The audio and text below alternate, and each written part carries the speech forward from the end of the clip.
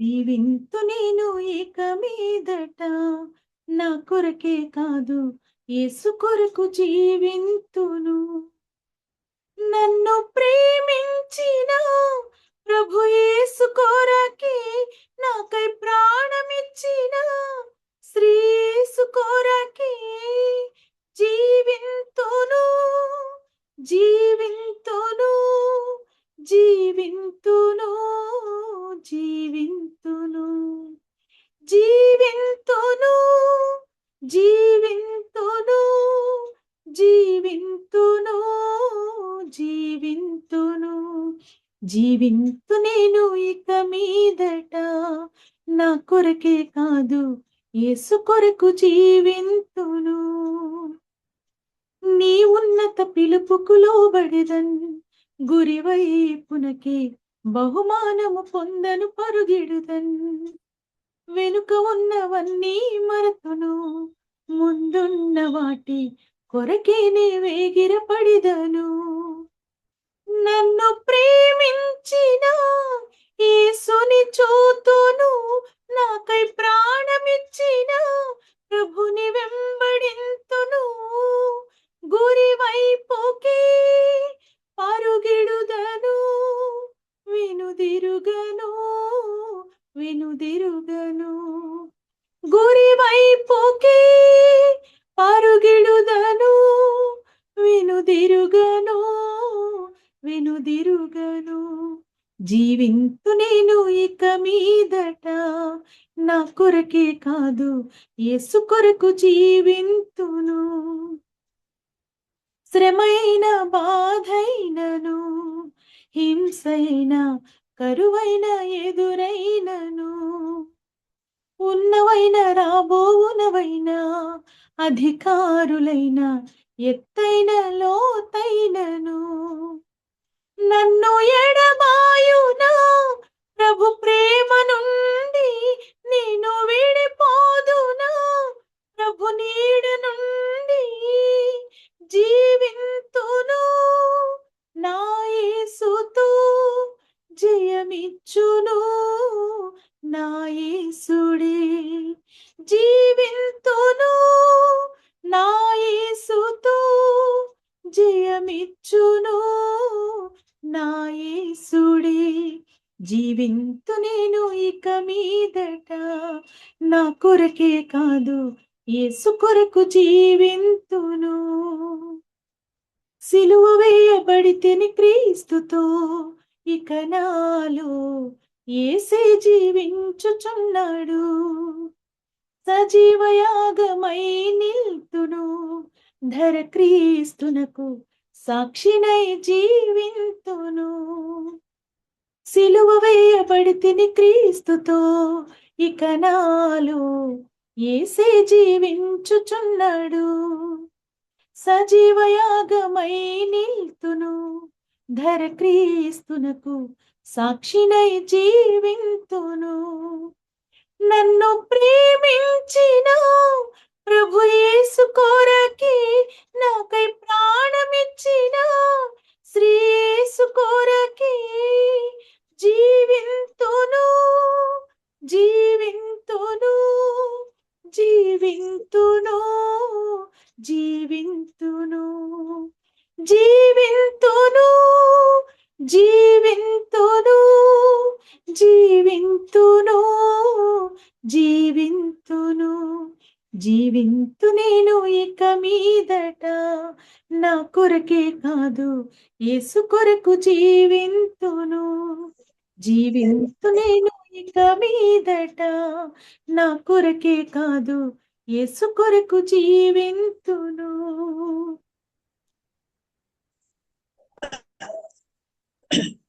మా అందరికి వందనాలు. నేను లేట్ అయిందన్న క్షమించండి, లేట్ అయింది అన్న. పిస్కిలా వందనాలు.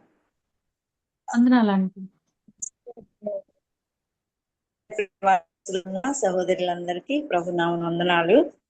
మరి ఇప్పుడు ప్రిస్కిల్లా ఆమె చిన్న వయసులో మేము కొత్తల్లో మరి మీ బిడ్డలు మరి వాళ్ళు ఒల్లూరు వస్తున్నప్పుడు వాళ్ళు చక్కగా పాడుతుండే వాళ్ళు. ఆ పాట చూసి నేను ప్రభు నమ్ముకోవడం, అంటే ప్రభువులో బలపడ్డది. మరి ప్రిస్కిల్లా కొంచెం మాటలు చెప్పేస్తున్నాను. చిన్న వయసులో నుంచే దేవుని వారు పుట్టిన మొదలుకొని ప్రభువులోనే వాళ్ళు ఉన్నారు. అలాగా మరి అన్నమ్మక్క, మోష మరి అందరికి కూడా చాలా మందికి మిషనరీగా మరి ఒడిస్సా వెళ్ళడానికి దేవుడు సహాయం. మరి చక్కగా పాటలు పాడతారు వాళ్ళు. మరి అక్కడ అక్కడ ఒరిస్సా అబ్బాయి అక్కడ మిషనరీగా వెళ్ళినప్పుడు అంటే ఇక్కడ ఒరిస్సాలో పాటలు చేసే బిడ్డలు కావాలి, తెలుగు వాళ్ళు కావాలని ఆ బిడ్డ అడిగినప్పుడు ఇక్కడ వీళ్ళు ఉంటారు కదా, వాళ్ళు మామూలుగా సేవకులు అక్కడక్కడ తిరుగుతుంటారు కదా, అట్లా పరిచయం అయ్యి మరి ప్రభుని చెప్పి సేవ చేస్తారని చెప్పి వాళ్ళు సేవ చేస్తారని మరి ప్రిస్కిల్లా వివాహం శంకర్తో జరిగింది. అక్కడ ఒరిస్సాలో చక్కగా సంఘాలు కట్టుకుంటూ చక్కగా మరి వాళ్ళు కూడా చక్కగా పాడతారు. పెద్ద బాబు మరి చార్లీ మరి తను కూడా కోచింగ్ ట్రైనింగ్ చేసుకుంటున్నాడు చెన్నైలో. బిడ్డలు చక్కగా పాడతారు. మరి పాప ఫ్లోరా చక్కగా పాడుతుంది. నాకెంతో ఇష్టం, వాళ్ళు పాడుతుంటే ఎంతో ఆనందం. మీ అందరు కూడా వినే ఉంటారు. ఇది అంటే ఆమె సాక్ష్యం నేను చెప్తున్నాను. చక్కగా వాళ్ళు దేవుల్లోనే ఎదుగుతూ ఇప్పుడు మరి యెరూషలేం కుమార్తెలని అదొక మీటింగ్ కండక్ట్ చేస్తూ చక్కగా వాక్యం, పాట, అలాగే ఎంతో పరిచర్యలో వాడబడుతున్నది అమ్మాయి. మరి వాళ్ళిద్దరు అక్క చెల్లెలు చక్కగా వాళ్ళు దేవుల్లోనే ఉంటూ ఉన్నారు. చక్కగా వాళ్ళ పరిచర్య జరుగుతుంది. మరి తీసుకెళ్ళా నాకెంతో ఆ అమ్మాయి పాట పాడుతుంటే వినాలని ఎంతో ఆశ. వాళ్ళందరూ పాటల ద్వారానే నేను ప్రభుని నమ్ముకోవడం జరిగింది. నిజంగా వాస్తవంగా పాటల ద్వారానే నేను కూడా ప్రభుని నమ్ముకున్నాను. మరి మిషనరీగా తను ఎంతో పరిచయం చేస్తుందండి. చక్కగా సంఘాలు కట్టుకొని అనేక స్థలాల్లో బిడ్డ వాడబడుతుంది. వాక్య పరిచర్యలో, పాటల్లో చక్కగా వాడబడుతుంది. ఇది ఆమె సాక్ష్యం నేను చెప్తున్నాను. ప్రిస్కిల్లా ఇప్పుడు వాక్యం అందిస్తారు. పాట పాడింది చక్కగా, ఇప్పుడు వాక్యం అందిస్తారు. అందరు శ్రద్ధగా వినాలని ప్రభు నామన మనవి చేస్తున్నాను. చెప్పున్నాన్న చెప్పు వాక్యం. మంచిది. మొదటిగా దేవాది దేవునికి, నాకు ఈ అవకాశం ఇచ్చిన దేవునికి వందనాలు తెలియజేస్తున్నాను. అలాగే జూమ్లో చేరి వచ్చిన సహోదరులందరికీ వందనాలు. ముఖ్యంగా నాకు ఈ అవకాశం ఇచ్చిన కెజియాంటికి ప్రత్యేకమైన వందనాలు తెలియజేస్తున్నాను. ఇంతకు ముందు కూడా ఒకసారి నేను ఈ జూమ్లోనే నేను సాక్ష్యం, నా జీవిత సాక్ష్యం నేను చెప్పాను. చాలా మంది వినుంటారని నమ్ముతున్నాను. నా పేరు ప్రిస్కిల్లా, ఆంటీ చెప్పినారు కదా. మేము దేవుని సేవ చేస్తున్నాము. ఒరిస్సాలోని బరంపూర్లో మేము దేవుని సేవ చేస్తున్నాము. మాకు నా భర్త పేరు శంకర్ కుమార్. మాకిద్దరు పిల్లలు. మేము అందరం దేవుని సేవలో ఉన్నాము. ఈ సమయంలో మరి దేవుని వాక్యాన్ని మనము ధ్యానం చేసుకున్నాము. అంటే 5 గంటలకు ముగించాలి కదా ఆంటీ? 5 లోపల 5:10 వరకు చెప్పొచ్చమ్మా. అంటే తక్కువే అవ్వచ్చు. మంచిది. ఈ సమయంలో దేవుని వాక్యంలో నుండి నిర్గమాకాండము 35వ అధ్యాయము 25, 26 వచనాలు చదువుకుందాం. నిర్గమాకాండము 35వ అధ్యాయము 25, 26 వచనాలు నేను చదువుతున్నాను. మరియు వివేక హృదయము గల స్త్రీలందరూ తమ చేతులతో వడికి తాము వడికిన నీల ధూమ్ర రక్త వర్ణములు గల నూలును, సన్ననార నూలును తెచ్చిరి. ఏ స్త్రీలు జ్ఞాన హృదయం గలవారై ప్రేరేపింపబడిరో వారందరూ మేక వెంట్రుకలను వడికిరి. చిన్న ప్రార్థన చేసుకుందాము వాక్యం కొరకు. మమ్మల్ని ఎంతగానో ప్రేమించిన మా ప్రియ పరలోకపు తండ్రి, గొప్ప దేవా, మీ పరిశుద్ధ నామమునకు స్తోత్రాలు చెల్లిస్తున్నాం నాయన. మా ప్రభా, ఇంతవరకు మీరు నడిపించిన కార్యక్రమాన్ని అంతటిని బట్టి మీకు కృతజ్ఞతలు ప్రభా. నీ పిల్లలు ఎంతో మంది మీ సన్నిధికి చేరి వచ్చి ఉన్నారు మీ మాటలు వినడానికి ఈ సాయంకాల సమయంలో. మా ప్రభా, మరి చదవబడిన ఈ వాక్య భాగాన్ని మీరు ఆశీర్వదించండి. మీరు ఆశీర్వదిస్తేనే మేము తృప్తి పొందగలం ప్రభా. మా ద్వారా అయితే, నా నోటి మాట ద్వారా ఎవరు మేలు పొందలేరని మా ప్రభా ఎరుగుదును ప్రభా. మీరు జ్ఞాపకం చేసుకునండి. మీ మాట, మీ స్వరము వినాలని ఆశ కలిగిన నీ బిడ్డలందరినీ కూడా ఈ మాటల ద్వారా బలపరచండి. మా ప్రభా, మాతో మాట్లాడండి. మీ ఆత్మ ద్వారా మాత్రమే నన్ను నడిపించి మహిమ తెచ్చుకోమని యేసుక్రీస్తు ప్రభు నామంలో ప్రార్థించి అడిగి వేడుకుంటున్నాం తండ్రి. ఆమేన్. ఆమేన్. ఇక్కడ 35వ అధ్యాయం, నిర్గమాకాండం 35వ అధ్యాయం 25వ వచనంలో మనము వివేకము కలిగిన వివేక హృదయము గల స్త్రీలందరూ తమ చేతులతో వడికి తాము వడికిన నీలధూమ్ర రక్తవర్ణములు గల నూలును సన్న నార నూలును తెచ్చిరి. ఏ స్త్రీలు జ్ఞాన హృదయము గలవారై ప్రేరేపింపబడిరో వారందరూ మేక వెంట్రుకలను వడికిరి అని మనం చదువుకున్నాం. ఈ ఈ సందర్భం ఏంటంటే, ఇశ్రాయేలు ప్రజలు ఐగుప్తు దేశం నుండి మరి కనాన్ దేశానికి బయలుదేరి మరి వారు ప్రయాణంలో ఉన్నారు. అప్పటికే చాలా దూరం ప్రయాణం చేసినారు. ప్రయాణం చేసిన తర్వాత దేవుడు మరి ఇశ్రాయేలీయులకు మరి కొన్ని కట్టడలు, ఆజ్ఞలు, నిబంధనలు వారు గైకొనవలసిన విషయాలన్నీ మోషేకు తెలియపరుస్తా ఉన్నాడు. వీటన్నిటిని మోషే మరి ఇశ్రాయేల్ ప్రజలకు తెలియపరుస్తున్నాడు. మరి నిర్గమకాండము 25వ అధ్యాయం నుండి మనం చదివితే అక్కడి నుండి ఆ జరుగుతున్న విషయం ఏంటంటే, ఇశ్రాయేల్ ప్రజలకు దేవుని సన్నిధిని మరి ప్రత్యక్ష గుడారంలో మరి ఉండవలసిన ఉపకరణాలు మరి ఏమేంటో మనందరికీ తెలుసు కదా. మరి మందసం, మరి నిబంధన మందసం, కరుణాపీఠము, తర్వాత సముఖపు రొట్టె బల్ల, దీపవృక్షము, బలిపీఠము, ధూపవేదిక, ఇవన్నీ మరి దేవుని మందిరంలో ఉండవలసిన ఉపకరణాలు. అలాగే దేవుని మందిరంలో సేవ చేయవలసిన యాజకులు వారికి వస్త్రాలు కుట్టడము, మరి ప్రత్యక్ష గుడారాన్ని ఏర్పాటు చేయడానికి మరి పలకలు, ఇలాంటివన్నీ సిద్ధపరచమని దేవుడు మరి మోషేకు కొండ మీద వాటన్నిటి అవి ఉండవలసిన విధానాన్ని చూపించి మరి చెప్పినప్పుడు వాటన్నిటిని గురించి మోషే ఇశ్రాయేల్ ప్రజలకు తెలియపరుస్తా ఉన్నాడు. ఏం తెలియపరుస్తున్నాడు? మరి దేవునికి తేవలసిన వస్తువులు, దేవునికి ఇవ్వవలసిన వస్తువులు ఇశ్రాయేల్ ప్రజలందరికీ మనము మొదటి వచనంలో చూస్తే మోషే ఇశ్రాయేలీల సర్వ సమాజమును పోగు చేసినట్లుగా చూస్తున్నాం. సర్వ సమాజాన్ని పోగు చేసి, ఇశ్రాయేలీల అందరినీ పోగు చేసి దేవుడు చెప్పిన విషయాలన్నిటిని వాళ్ళకి తెలియపరుస్తున్నాడు. మరి తెలియపరిచి అక్కడ మనం చూస్తే కొన్ని వచనాలు మనకు అక్కడ కనబడతాయి.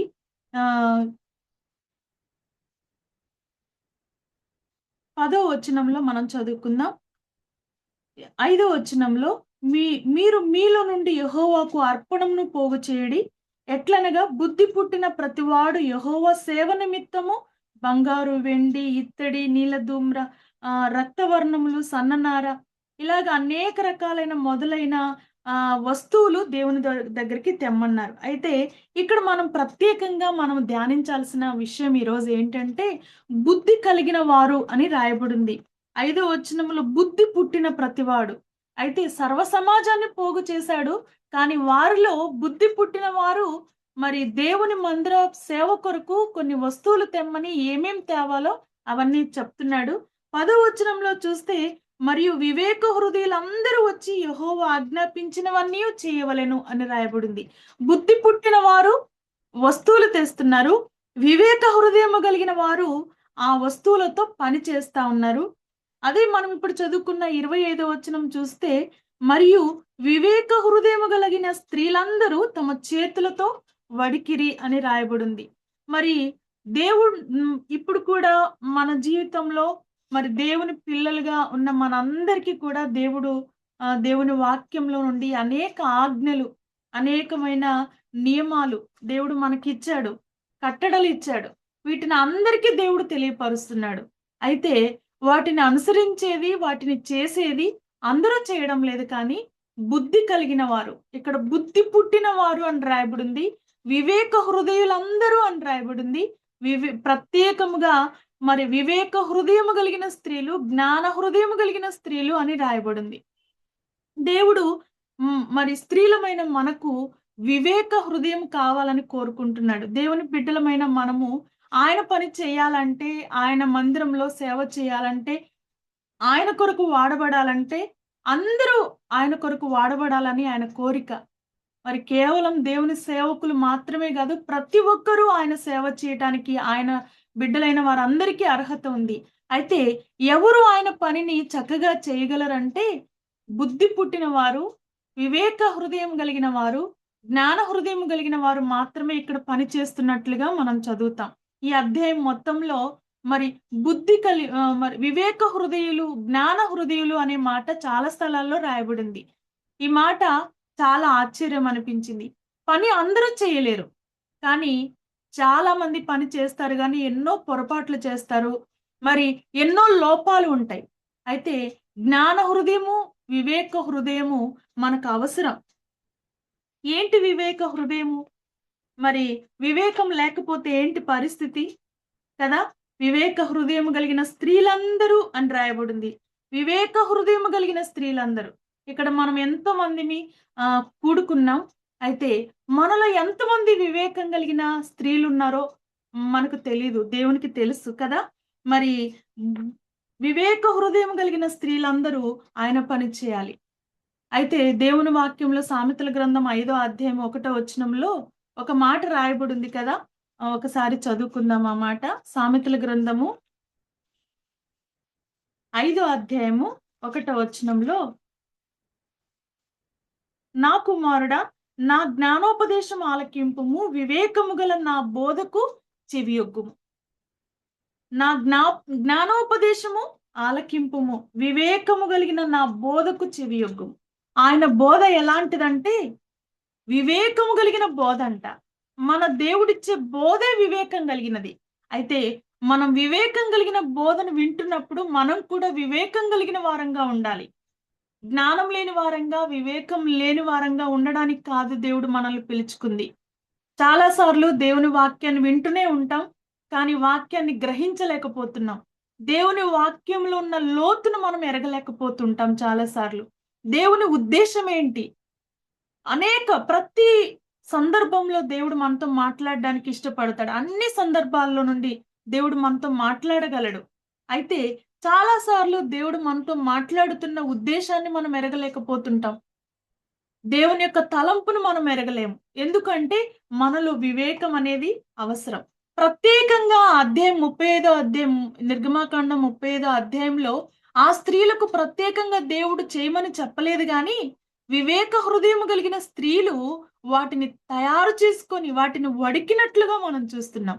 వారికి మోషే ప్రత్యేకంగా వారికి చెప్పలేదు, కానీ వివేక హృదయం కలిగిన స్త్రీలు ఆ పని ఎలాగ చేస్తున్నారో వారు తేవటమే కాదు, చేస్తున్నారు కూడా. అందుకనే అది మనకు వివేకం అవసరం. అందుకని వివేకం లేకపోతే, జ్ఞాన వివేకము కలిగిన స్త్రీలు మాత్రమే ఆ పని చేస్తున్నారంట.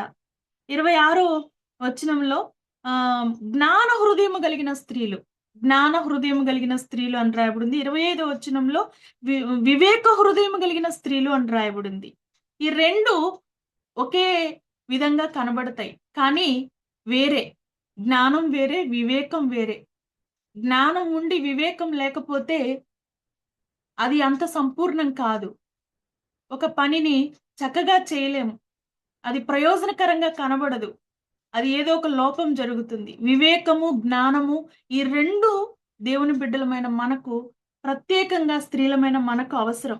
వివేకం లేకపోతే ఏంటి పరిస్థితి? సామెతల గ్రంథం 11:22లో వివేకం లేని సుందర స్త్రీ పంది ముక్కునున్న బంగారు కమ్మి వంటిది అని రాయబడింది. వివేకం లేని సుందర స్త్రీ అంట. అయితే ఒక అందమైన స్త్రీ అయి ఉండొచ్చు, కానీ వివేకం లేకపోతే దేవుని దృష్టిలో ఎలాగ కనబడతారంటే పంది ముక్కుకు బంగారు కమ్మి పెట్టినట్లుగానే. పందికి ముక్కు మూతి ఎక్కడుంటదో తెలియదు, రెండు కలిసే ఉన్నట్లుగా ఉంటది కదా. దానికి బంగారు కమ్మి పెడితే అసలు కనబడుతుందా? దానికి ముక్కే కనబడదు కదా, అంత నేలకే ఉంచుకొని ఉంటది. దానికి బంగారు కమ్మి పెడితే ఏమైనా అందం ఉంటదా? ఒకసారి మనం ఊహించుకోవాలి. ఊహించుకోకుండా ఊరికే పేరుగా అనుకోవడం కాదు. ఆ ఒకవేళ దానికి పెట్టినా కూడా ఏమైనా అందం అనేది దానికి రాదు. ఒకవేళ దానికి పెట్టినా అది తీసుకెళ్లి బురదగుంటలోనో ఎక్కడో పెంటలోనో ముంచేస్తది. కాబట్టి దానికి విలువ అనేది ఉండదు. అలాగుంటుందంట. వివేకం లేని స్త్రీలుగా ఉంటే మనకు కూడా మన జీవితం కూడా అంత విలువ లేకుండా ఉంటుంది. కాబట్టి మనం విలువ పెట్టి కొనబడిన వారం కదా. మనము ప్రత్యేకమైన జనాంగంగా దేవుడు ఈ భూమి మీద మనల్ని విలువ పెట్టి కొన్నాడు. మనం విలువైన వారమైతే మనం వివేకం కలిగిన వారంగా ఉండాలి. వివేకం ఉంటేనే మనకు విలువ, లేకపోతే విలువ లేదని దేవుని వాక్యం మనకు స్పష్టంగా తెలియజేస్తా ఉంది. మరి వివేకం లేకపోతే మనకు అందమున్నా మన జీవితానికి కానీ మన అందానికి కానీ విలువ లేదు. కాబట్టి ఇర్మియా గ్రంథము 51వ అధ్యాయము 21వ వచనంలో ఒక మాట రాయబడింది. ఇర్మియా గ్రంథము 5వ అధ్యాయం 21వ వచనం. 21 నుండి 24 వరకు నేను చదువుతాను చూడండి. కన్నులుండియు చూడకయు చెవులుండియు వినకయు నున్న వివేకం లేని మూడులారా ఈ మాట వినుడి. సముద్రము దాటలేకుండునట్లును దాని తరంగములు ఎంత పొర్లినను అవి ప్రబలలేకయు ఎంత ఘోషించినను దాని దాటలేకయు ఉండునట్లు నిత్య నిర్ణయము చేత దానికి ఇసుకను సరిహద్దుగా నియమించిన నాకు మీరు భయపడరా? నా సన్నిధిని వనకరా? ఇదే యెహోవా వాక్కు. ఈ జనులు తిరుగుబాటును ద్రోహమును చేయు మనసు గలవారు. వారు తిరుగుబాటు చేయుచు తొలగిపోవచ్చున్నారు. వారు రండి మన దేవుడైన యెహోవా యందు భయభక్తులు కలిగి ఉందము. ఆయనే తొలకరి వర్షము కడవరి వర్షము దాని కాలంలో కురిపించువాడు గదా. నిర్ణయింపబడిన కోతకాలపు వారములను ఆయన మనకు రప్పించునని తన మనసులో అనుకొనరు. ఇక్కడ వివేకం లేని వారి స్వభావాలు ఇక్కడ చాలా స్పష్టంగా రాయబడి ఉన్నాయి. వివేకం లేని వారి స్వభావాలు, వాళ్ళని గురించి దేవుడు అంటున్న మాట ఏంటంటే వాళ్ళకు చెవులుండి వినరు, కన్నులుండి చూడని వివేకం లేని మూడులారా అని పిలుస్తున్నాడు. అంటే వివేకం లేకపోతే వాళ్ళు వింటుంటారు కానీ వాళ్ళు దేవుని వాక్యాన్ని గ్రహించలేకపోతున్నారు. వారి కన్నులు ఉన్నాయి, చూస్తున్నాయి కానీ వాటి విషయం వాళ్ళకి అర్థం కాదంట. చాలా సార్లు వీళ్ళు ఎక్కడో ఉంటారేమో అనుకుంటాం కానీ మనలోనే కొన్నిసార్లు మన జీవితంలోనే ఈ వివేకం లేని స్వభావం మనలో కనబడుతుంది. కానీ అలాగ ఏమాత్రం ఉండడానికి దేవునికి ఇష్టం లేదు. మనము వివేకం కలిగిన స్త్రీలంగా మనం ఉండాలి. వివేకం లేకపోతే ఎంత వాక్యం విన్నా మన జీవితంలో నిష్ప్రయోజనమే. నిజంగా ఈ ఈ ఎస్తేర్ ప్రేయర్ వారియర్స్ ద్వారా ప్రతిదినము దేవుని వాక్యం అందించబడుతా ఉంది. ఇది సామాన్యమైన విషయం కాదు. ఇది నిజంగా దేవుని కార్యమే, దేవుని ఉద్దేశమే. చాలా మంది స్త్రీలు దేవుని వాక్యాన్ని వినడానికి ప్రభు ఇచ్చిన అవకాశం. ఎందుకు దేవుడు వాక్యాన్ని వినిపిస్తున్నాడు? కొన్నిసార్లు బలమైన ఆహారం మనం మరి తింటున్నామంటే ఏలియాను గురించి మనకు తెలుసు కదా. మరి ఆహారం పెట్టాడు, తర్వాత పరిగెత్తమన్నాడు. ఎంత పరిగెత్తాడు ఏలియా? చాలా దూరం పరిగెత్తాడు కదా. ఆయన వాక్యం పెడుతున్నాడంటే ముందు మనకేదో ఒక పెద్ద ప్రయాణమో లేకపోతే ఏదో పరీక్ష లేకపోతే ఏదో ఒక మన ఎదుట ఉంది. వాక్యాన్ని నెరవేర్చే అవకాశాలు ఉన్నాయి. ఊరికే వినడానికి మాత్రమే కాదు, ఈ వాక్యాన్ని నెరవేర్చాల్సిన అవసరత ఉంది. ఇవన్నీ మన హృదయంలో భద్రం చేసుకోవాలి. భద్రం చేసుకున్నప్పుడు మనకు వివేక హృదయం కలుగుతుంది. ఏ పని చేయాలన్నా కూడా వాక్యం మనతో మాట్లాడతాడు ప్రభు. వాళ్ళ స్వభావాలు ఏంటంట? వివేకం లేని మూడులారా, వాళ్ళు మూర్ఖులుగా ఉంటారంట. వారు దేవునికి భయపడరంట. అక్కడ మనం చూస్తున్నాము ఇర్మియా గ్రంథం 5వ అధ్యాయం 21 నుండి 24లో వాళ్ళ స్వభావాలు ఏంటంటే వాళ్ళు దేవుని సన్నిధిలో వనకరంట.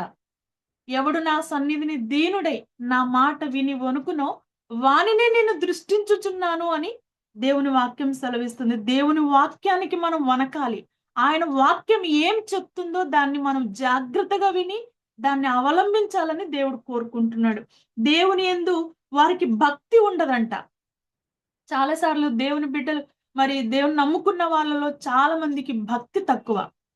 మన సంఘాల్లో చాలా మంది కొంతమంది భక్తిగా ప్రతి కార్యక్రమాల్లో పాల్పొందుతుంటారు. అన్ని విషయాల్లో దేవునికి అనుకూలంగా దేవుని పరిచర్యలో పాల్పొందుతుంటారు.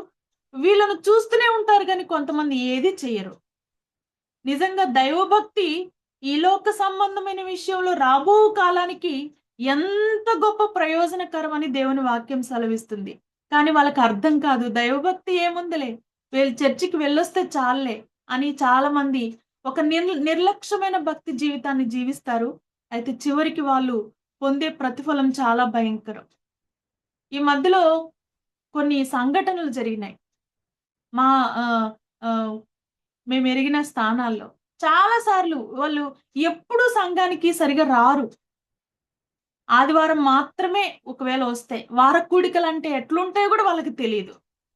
వాళ్ళు చాలా బిజీ వర్కర్‌లాగా వాళ్ళు అనుకుంటుంటారు. మిగతా వాళ్ళందరూ ఎప్పుడు వెళ్ళేవాళ్ళు ఏదో వాళ్ళ దృష్టిలో ఒక తక్కువ వాళ్ళలాగా, వీళ్ళు చాలా గొప్ప వాళ్ళలాగా ఫీల్ అవుతా ఉంటారు. వాళ్ళకి ఏం చెప్పినా గూడా వాళ్ళు వినరు. ఎవరికి ఒకవేళ చెప్పినా వాళ్ళకి ఇంట్రెస్ట్ లేదు వినడానికి. అయితే వీళ్ళు ఇలాగ ఎంత కాలం ఉంటారబ్బా అనిపిస్తా ఉండేది. ఎంత భయంకరమైన సంఘటనలు వాళ్ళ కుటుంబంలో జరిగినాయంటే, ఇంక మరలా వాళ్ళు కోలుకోవడానికి వీళ్ళు కానంత భయంకరం. ఎందుకు? ఆయనయందు భయభక్తులు కలిగిన వారికి ఆయన చేసే మేళ్ళు ఎంతో గొప్పగా ఉంటాయి. ఎంతో దేవునికి మహిమకరంగా ఉంటాయి. ఎంత ఘోరమైన సంఘటనలు, మరణాలంటే యవ్వనస్తులైన పిల్లలు మరణం. చూడ్డానికి చాలా బాధ, వేదన. అది తీర్చడానికి చేతగానంత బాధ కానీ, ఎందు నిమిత్తం ఇట్ట జరిగింది అని ఆలోచన చేస్తే వాళ్ళ భక్తిహీనతే దానికి కారణం అనిపించింది నాకైతే. ఇలాగ చాలా మంది కుటుంబాల్లో ఇలాగా చూస్తా ఉంటాం మనం. దేవుని యందు భయభక్తులు. దాని ద్వారా మనం పొందే మేళ్ళు ఆత్మీయంగా, శారీరకంగా అన్ని విషయాల్లో మనకు మేలే. కానీ వాళ్ళు దేవునికి భయపడరంట. వాళ్ళకి భయముండదు. ఎన్ని చెప్పినా వాళ్ళకి అర్థం కాదు. వారు తిరుగుబాటు స్వభావం కలిగిన వారు. ఒకవేళ వాళ్ళని మనం ఏమైనా హెచ్చరించినా, వాళ్ళని గద్దించినా వాళ్ళు తిరుగుబడతారు మన మీద. దేవుని వాక్యం చెప్పే వారి మీద. అలాగే వారు దేవుని వాక్యానికి వాళ్ళు ద్రోహం చేస్తారంట. దేవునికి, దేవుని పిల్లలకు వారు ద్రోహం చేసే వాళ్ళుగా ఉంటారంట. కాబట్టి వాళ్ళు కొంతకాలం తర్వాత దేవుని నుండి తొలగిపోవడానికి గూడా అవకాశాలున్నాయి. వీటిల్లో ఏ స్వభావం మనలో ఉన్నా కూడా మనం వివేకం లేని వారమని గ్రహించాలి. వివేకం నిజంగా మనలో ఉందా? దేవుడు మనల్ని వాడుకుంటున్నాడా? ఎంతోమంది దేవుని కొరకు ఈ రోజుల్లో వాడబడుతున్నారు. అయితే దేవుని చిత్తానుసారంగా వాడబడుతున్న వాళ్ళున్నారు. సొంత జ్ఞానంతో వాడబడుతున్న వారు కూడా ఉన్నారు. అయితే మనం ఏ జ్ఞానంతో వాడబడుతున్నాం? దేవుని నడిపింపు, దేవుని ఆత్మ జ్ఞానము లేకపోతే దేవుడు వాడుకునే ప్రజలుగా మనం ఉన్నామా? ఆలోచన చేసుకోవాలి. ఎప్పుడు దేవుని ఉద్దేశాన్ని మనం నెరవేరుస్తామంటే ఆయన ఆయనయందు ఆయన ఇచ్చే వివేకాన్ని మనం కలిగి ఉన్నప్పుడు మనం ఆయన కొరకు వాడబడతాం. అవివేకులను గురించి మనం ఆలోచన చేస్తే మరి వాళ్ళని దేవుడు ఎప్పటికి వాడుకోలేడు. వారు ఏమి దేవుని కొరకు చేయలేరు. సామెతల గ్రంథంలో ఉంది గదా! అవివేకులను గురించి చాలా చోట్ల రాయబడింది. అయితే వివేకం కలిగిన వారు ఎలాగుంటారంటే సామెతల గ్రంథం 13వ అధ్యాయం 16వ వచనంలో వివేకులందరూ తెలివి కలిగి పని జరుపుకొందురు. తెలివి కలిగి పని జరుపుకుంటారంట. వాళ్ళ పనిలో తెలివి కనబడుతుంది. వారి పనిలో వివేకం కనబడుతుంది. కాబట్టి ఎలాగ మనము పని చేస్తున్నాం? మన పని ఎలాగుంది? దేవుడు మనల్ని వాడుకోవడానికి మనం అనుకూలంగా ఉన్నామా? అందుకనే ఎలాగ మనకు వివేకం కలుగుతుంది? ఎలాగ మనకు దేవుని జ్ఞానం వస్తుందంటే, మొదటి రాజుల గ్రంథం 3వ అధ్యాయము 19వ వచనం మనం చదివితే, అక్కడ సొలొమోను రాజు దేవుణ్ణి అడుగుతున్నాడు కదా! ఏమని అడుగుతున్నాడు? అక్కడ మనం చదువుతున్నాం చూడండి. నేను మంచి చెడ్డలు వివేచించి, మొదటి రాజుల గ్రంథం 3:9లో నేను మంచి చెడ్డలు వివేచించి నీ జనులకు న్యాయం తీర్చినట్లు నీ దాసుడనైన నాకు వివేకము గల హృదయము దయచేయము అని అక్కడ ఇది దేవుని దృష్టికి అనుకూలముగా ఉండెను గనుక దేవుడు అతనికి దయచేసెను అని అక్కడ మనం చదువుతాం. సొలొమోను అడుగుతున్న మనవి ఎలాగుందంటే కేవలము అసలు తన కొరకు అంటూ ఏ ఆలోచన ఆ మనవిలో కనపడదు. తన మరి తన గొప్పతనం గాని, మరి తన జీవితంలో ఒకవేళ శత్రువుల గురించి గాని, మరి నా తండ్రి కంటే నేను ఇంకా మంచిగా ఉండాలని గాని, ఇంకా ఏ సొంత అభిప్రాయం అక్కడ కనబడదు. కంప్లీట్‌గా ఒక అనుకూలమైన మాట అక్కడ మరి సొలొమోను చెప్తున్నాడు. నేను మంచి చెడ్డలు వివేచించాలి. మంచి ఏంటో అర్థం కావాలి. చెడేంటో నేను వివేచించాలి. అది మనం తెలుసుకోవాలంటే చాలా సార్లు మంచి చెడు ఎరగకుండా చాలా సార్లు మనం మాట్లాడేస్తుంటాం. తర్వాత అరే ఎందుకన్నానని బాధపడుతుంటాం గదా! అలాగ మనం బాధపడే అవసరం లేదు. మనలో వివేకం ఉంటే ఆ వివేకము మనకు ఏది మంచో ఏది చెడో మనకు తెలియపరుస్తుందంట. నీ మంచి చెడు వివేచించి నీ జనులకు న్యాయం తీర్చినట్లు నీ దాసుడునైన నాకు వివేక హృదయమును దయచేయు. ఎంత మంచి మనవి! ఇదే దేవునికి మనం అడగాల్సిన మనవి. ఇది మనం పొందుకుంటే మనం అన్ని పొందుకున్నట్లే. వాక్యాన్ని అర్థం చేసుకోగలుగుతాం. వాక్యాన్ని నెరవేర్చగలుగుతాం. దేవుణ్ణి సంతోషపెట్టగలుగుతాం. దేవుని కొరకు వాడబడతాము. ఇవన్నీ జరుగుతాయి. అదే సొలొమోను జీవితంలో అడిగిన ఆ చిన్న మనవి ఆయన జీవితాన్ని ఎంత గొప్పగా మార్చిందో కదా! మనందరికీ తెలుసు. సొలొమోను గురించి తెలియని వారు ఎవరూ లేరు. అయితే వివేకం లేకుండా పని చేస్తే అది ఎంతో నష్టాన్ని కలిగించేదిగా, ఇతరులకు దుఃఖకరంగా ఉంటుంది. వాళ్ళు చాలా మంది చాలా పనులు చేస్తుంటారు గానీ, అనేక మందికి మరి అభ్యంతరకరంగా ఉంటారు చాలా మంది పనులు చేస్తూ. అయితే మనం వివేకం కలిగి పని జరుపుకోవాలంట. వివేకులందరూ తెలివి కలిగి పని జరుపుకుందురు. మన పనిలో తెలివి కనబడుతుందా? వివేకం కనబడుతుందా? ఎవరు అలాగా కనబడతారంటే మొదటి కొరింథీయులకు రాసిన పత్రిక 2వ అధ్యాయం 15వ వచనంలో ఆత్మ సంబంధి అయిన వాడు అన్నిటినీ వివేచించును గాని అతడెవని చేతనైనను వివేచింపబడడు. ఆత్మ సంబంధమైన వాడు అన్నిటినీ వివేచిస్తాడంట. ఆత్మ సంబంధమైన మనుషులుగా ఉండాలని ప్రభు మనల్ని కోరుకుంటున్నాడు. దేవుని నమ్మిన వాళ్ళల్లో ఆత్మ సంబంధులు ఉన్నారు, శరీర సంబంధులు కూడా ఉంటారు. వాళ్ళు శరీర సంబంధమైన విషయాల గురించి ఎక్కువ ఆలోచన చేస్తుంటారు. మంచి చెడును అంతగా అర్థం చేసుకోరు. వారిలో స్వార్థం కనబడుతుంది. వాళ్ళదే అన్ని కరెక్ట్ అనుకుంటారు. వాళ్ళ తప్పులను వాళ్ళు కప్పి పెట్టుకుంటూ ఉంటారు. ఇవన్నీ అవివేకమైన స్వభావమే. చాలా సార్లు మన పొరపాట్లు ఉన్నట్టుగా ఒప్పుకోం కదా! అయితే ఆత్మ సంబంధి అయిన వాడు అన్నిటిని వివేచిస్తాడంట. తనదైనా ఎవరిదైనా ఒక రకంగానే ఆలోచన చేస్తాడు. అయితే కానీ అతడు ఎవని చేతనైనను వివేచింపబడడు. చాలా సార్లు మనము ఇతరుల చేత బుద్ధి చెప్పించుకునే విధంగా పనులు చేస్తా ఉంటాం. ఇతరులు చెప్తే తట్టుకోలేము. కానీ చెప్పించుకునే పనులే చేస్తా ఉంటాం.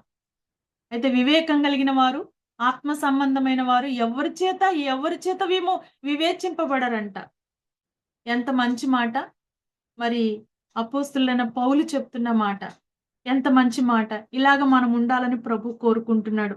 అంతేకాదు మరి వివేక హృదయం కలిగిన భక్తులు బైబిల్ గ్రంథంలో ఎంతో మంది ఉన్నారు. మనందరికీ తెలుసు కదా!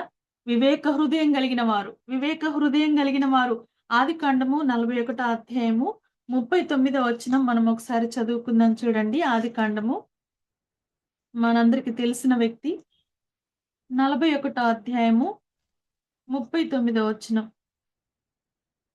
అతడు తన సేవకులను చూచి ఇతని వలె దేవుని ఆత్మగల మనుషుని కనుగొనగలమా అని అనెను. మరియు ఫరో దేవుడు ఇదంతా నీకు తెలియపరిచిన గనక నీ వలె వివేక జ్ఞానములు గల వారెవరునూ లేరు. నీవు నా ఇంటికి అధికారివై ఉండవలెను. నా ప్రజలందరూ నీకు విధేయులై ఉందురు.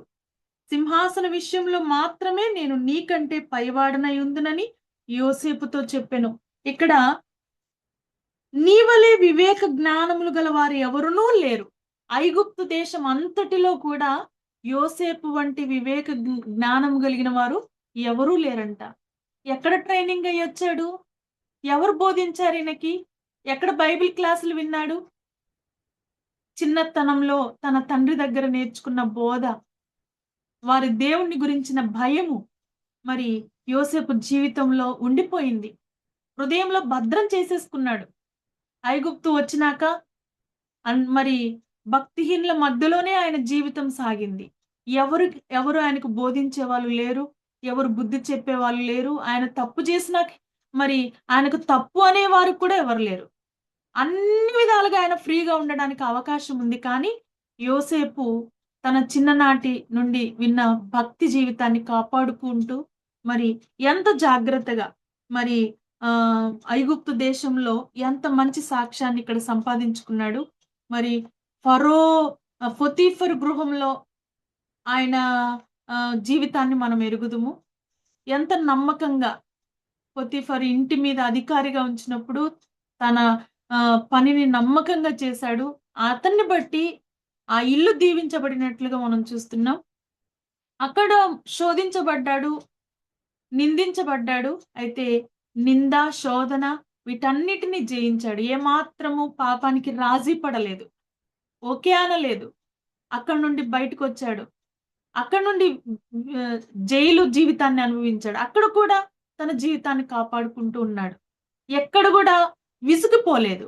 నేను ఎక్కడున్నానో అనుకోలేదు. దేవుడిచ్చే ప్రతి అనుభవాన్ని అనుభవించటానికి ఇష్టపడ్డాడు యోసేపు. మన జీవితంలో కూడా చాలాసార్లు ఈ లోకమనే మరి ఐగుప్తులో మనం ఉంటున్నాం. మనము ఎలాగ మన జీవితాలను కాపాడుకుంటున్నాం? శ్రమలు, శోధనలు, నిందలు ఇవన్నీ ఉండాలి. ఇవి ఉంటేనే మన జీవితానికి విజయము, అపజయం అనేది మనం ఎదురు చూడగలుగుతాం కదా. మరి ఇతని వలె నీ వలె వివేక జ్ఞానము కలిగిన వారు, వివేక జ్ఞానము గల వారు ఎవరునూ లేరంట. ఎలాగా ఈ వివేక జ్ఞానం వచ్చింది? దేవుని యందు భయభక్తులు కలిగి ఉండడం వల్లే కదా. యెహోవా యందు భయభక్తులు కలిగి ఉండుట జ్ఞానమునకు మూలము. పరిశుద్ధ దేవుని గుర్చిన తెలివియే వివేచనకు ఆధారం అని రాయబడింది. పరిశుద్ధ దేవుని గుర్చిన తెలివి, మన దేవుని గుర్చిన తెలివి మనం తెలుసుకోవాలి. ఆయన ఎంత గొప్పవాడో తెలుసుకోవడానికి మన జీవితమే సరిపోదు. అంత గొప్పవాడు. ఆయన గురించి ఎంత ధ్యానించినా ఆయన గురించి సంపూర్ణంగా మనం తెలుసుకోలేం. మనం తెలుసుకుంటున్నామా? దేవుని గురించిన జ్ఞానం, పరిశుద్ధ దేవుని గురించిన తెలివి మనం కలిగి ఉండాలి. అది వివేచనకు ఆధారం అంట. ఇదే యోసేపులో ఉంది. ఆ వివేకం కలిగి దాన్ని కాపాడుకుంటూ వచ్చాడు. అయితే ఒక సమయం వచ్చింది. ఆ సమయంలో మరి ఫరో యొక్క కళను వివరించడానికి దేవుడు మంచి అవకాశం ఇచ్చాడు. దాన్ని ఉపయోగించుకున్నాడు. ఎంతటి గొప్ప అధికారాన్ని పొందుకున్నాడంటే క్షణమాత్రంలోనే ఐగుప్తు దేశం అంతటి మీద నీవు అక్కడ ఫరో అంటున్నమాట, నీవు నా ఇంటికి అధికారివై ఉండవలెను, నా ప్రజలందరూ నీకు విధేయులైందురు, సింహాసన విషయంలో మాత్రమే నేను నీకంటే పైవాడనై ఉందనని యోసేపుతో చెప్పాను. ఎంత అధికారం, ఎంత ఎంత అద్భుతము! ఈ వివేక జ్ఞానముల ద్వారా వచ్చే లాభము ఎంత గొప్పదో చెప్పలేం. మనము కూడా అలాంటి జ్ఞానము కలిగి ఉంటే దేవుడు పరలోక రాజ్యంలో మనకు గొప్ప అధికారాన్ని ఇస్తాడు. గొప్ప ఆనందాన్ని మనం అనుభవిస్తాం. వివేక జ్ఞానము. అందుకనే ఇంకా బైబిల్ గ్రంథంలో అనేక మంది భక్తులు, దావీదులో కూడా మనం చూస్తాం, సుబుద్ధి కలిగి నడుచుకున్నట్లుగా అన్ని పరిస్థితుల్లో సుబుద్ధిని ఉపయోగించినట్లుగా చూస్తున్నాం. మరి ఇబ్బంది పరిస్థితుల్లో, మరి ఒక ద్వేషింపబడుతున్న సమయంలో, నిందింపబడుతున్న సమయంలో, తరమబడుతున్న సమయంలో కూడా సుబుద్ధినే కనబరిచాడు. కానీ దానికి ప్రతీకారం చేసుకోవాలన్న బుద్ధిని అతను మరి దావీదు చూపించలేదు. ఇదే వివేక మార్గం అంటే. ఎందుకంటే దావీదు యొక్క దృష్టి అంతా దేవుని మీదే. దేవునికి భయపడేవాడు, దేవుని హృదయం కలిగిన వాడు. ఇక్కడ వివేక హృదయము కలిగిన స్త్రీలు అని రాయబడింది, జ్ఞాన హృదయము కలిగిన స్త్రీలు అని రాయబడింది. అలాగే దావీదు హృదయం కూడా ఎలాంటిది? దేవుని హృదయం లాంటిది. మరి ఇర్మియా గ్రంథం 23వ అధ్యాయం 5వ వచనంలో మరి యేసు ప్రభుని గురించిన ప్రవచనం, ఆయన వివేకము కలిగిన వాడు అని రాయబడింది, వివేకం గలవాడు అని రాయబడింది. మన దేవుడు వివేకం కలిగిన వాడైనప్పుడు మనం కూడా వివేకం కలిగిన వారంగా ఉండాలి. అందుకనే మరి యోబు గ్రంథము 28వ అధ్యాయం 28వ వచనంలో యెహోవా యందలి భయభక్తులే జ్ఞానమనియు దుష్టత్వమును విడుచుటయే వివేకమనియు ఆయన నరులకు సెలవిచ్చును. భయభక్తులే జ్ఞానం అంట. నిజంగా మన భక్తి ఎలాగుంది? ఆయనకు మనం ఎంతవరకు భయపడుతున్నాం? మనం పరీక్ష చేసుకోవాలి. అన్ని విషయాల్లో భయపడుతున్నామా? కొన్ని విషయాల్లో భయపడుతూ, కొన్ని విషయాల్లో భయపడకుండా ఉంటున్నామా? అన్ని విషయాల్లో మనము దేవునికి సంపూర్ణంగా మన జీవితాన్ని అప్పగించుకొని, ఆయనకు భయపడి, ఆయన వాక్యానికి లోబడి జీవించాలనే ఒక తీర్మానం మనం కలిగి ఉండాలి. అప్పుడు దేవుడు ప్రతిదినం మనతో మాట్లాడతాడు. ప్రతిదినము మరి మీరు ఈ జూమ్ లో కూర్చుంటున్నప్పుడు మరి ప్రభువా, మరి నాతో నీవు మాట్లాడు, నీ ఉద్దేశాన్ని నాకు తెలియపరచు అని మనము ప్రభుతో అడిగి మనం కూర్చుంటే ఖచ్చితంగా దేవుడు మనతో మాట్లాడతాడు, మనల్ని నడిపిస్తాడు. ఆ మార్గం ఎంతో దీవెనకరంగా, అనేకులకు ప్రయోజనకరంగా మన జీవితం సాగుతుంది. లేకుండా ఊరికే అలాగా అలవాటుగా, లేకపోతే ఎవరైనా ఒప్పుకో మరి ఆంటీ వాళ్ళు కానీ ఎవరైనా ఎందుకు జాయిన్ అవ్వలేదని అడుగుతారని జాయిన్ అయ్యి కూర్చుంటే ఏం ప్రయోజనం లేదు. అది వివేకం హృదయము కానే కాదు. దేవుని బిడ్డలమైన మనమందరం, ముఖ్యంగా స్త్రీలమైన మనము వివేకము కలిగి పని చేయాలి. కుటుంబంలో కానీ, దేవుని పని కానీ, అన్ని మరి మనము ఏ పనిలో ఉన్నా, మన ఉద్యోగాల్లో అయినా మనం వివేకాన్ని కనబరచాలి అని దేవుడు ఆశపడుతున్నాడు. అందులోనే ప్రభు సంతోషిస్తాడంట. కాబట్టి మనము యెహోవా యందు భయభక్తులే జ్ఞానమనియు దుష్టత్వమును విడుచుటయే వివేకమని ఆయన నరులకు సెలవిచ్చెను. దుష్టత్వం విషయంలో మనం ఎలాగున్నాం? దాన్ని విసర్జించాలి, దాన్ని విడిచిపెట్టాలి. అప్పుడే అది వివేకముగా ఎంచబడుతుంది. ఎంతో మంది భక్తులు దేవుని కొరకు దుష్టత్వం నుండి తాము కాపాడుకుంటూ వారి జీవితాలను సాగిస్తా ఉన్నారు. ఎన్నో సాక్ష్యాలు మనం వింటూ ఉంటాం కదా. అయితే మనం ఎలాగున్నాము? ఒకసారి మనం పరీక్ష చేసుకుందాం. అది మరొకసారి మొదటి దినవృత్తాంతముల గ్రంథము 35వ అధ్యాయము 25, 26 వచనాలు మనం ఒక్కసారి చదువుకొని ముగించుకుందాము.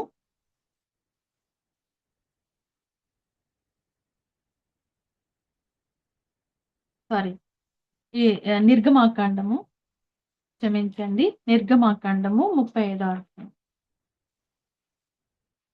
మరియు వివేక హృదయము గల స్త్రీలందరూ తమ చేతులతో వడికి తాము వడికిన నీల ధూమ్ర రక్తవర్ణములు గల నూలును, సన్ననార నూలును తెచ్చిరి. ఏ స్త్రీలు జ్ఞాన హృదయము గల వారై ప్రేరేపింపబడిరో వారును మేక వెంట్రుకలను వడికిరి. ఇక్కడ జ్ఞాన హృదయం కలిగిన స్త్రీలు ప్రేరేపింపబడినారు. నిజంగా ఈ ప్రేరేపణ దేవుని నుండి కలిగిన ప్రేరేపణ. అందుకనే వాళ్ళ చేతులతో వడికినట్లుగా మనం చూస్తున్నాం. మరి సామెతల గ్రంథం 31వ అధ్యాయంలో గుణవతి అయిన స్త్రీ కూడా ఆమె తన చేతులతో బలముగా పనిచేయును అని రాయబడింది. ఆమె యొక్క స్వభావం అంతా కూడా ప్రత్యేకమైనదే. ఎన్ని స్వభావాలు కనబడతాయో అదే వివేకము అంటే. ఆమె చేసే పనులన్నీ అక్కడ ఆమె కుటుంబం విషయంలో, ఆమె పనివారి విషయంలో, ఆమె పిల్లల విషయంలో, ఆమె పరుపుల్ని సిద్ధపరిచే విషయంలో, అన్ని విషయాల్లో ఒక ప్రత్యేకత కనబడతా ఉంది. అదే వివేకము. మనము వివేకం కలిగి పని చేస్తున్నామా? ఒకవేళ దేవుని పని కానీ, మరి కుటుంబం పని కానీ, మనలో వివేకం కలిగి ఉండాలని ప్రభు కోరుకుంటున్నాడు. అప్పుడే ఆ పని అనేకులకు ప్రయోజనకరంగా, దీవెనకరంగా ఉంటుంది. లేకపోతే మరి వివేకం లేని సుందర స్త్రీ పంది ముక్కునున్న బంగారు కమ్మి వంటిది అని రాయబడినట్లుగా కాకుండా, మనం వివేక హృదయం కలిగిన స్త్రీలంగా, జ్ఞాన హృదయం గల స్త్రీలంగా ఉండాలని ప్రభు కోరుకుంటున్నాడు. దేవుడు ఈ మాటలు మన కొరకు ఆశీర్వదించును గాక.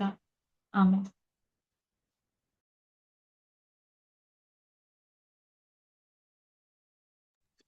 మంచిది. వందనాలమ్మా. ఇంకా సమయం ఉంది నాన్న మీకు ఇంకా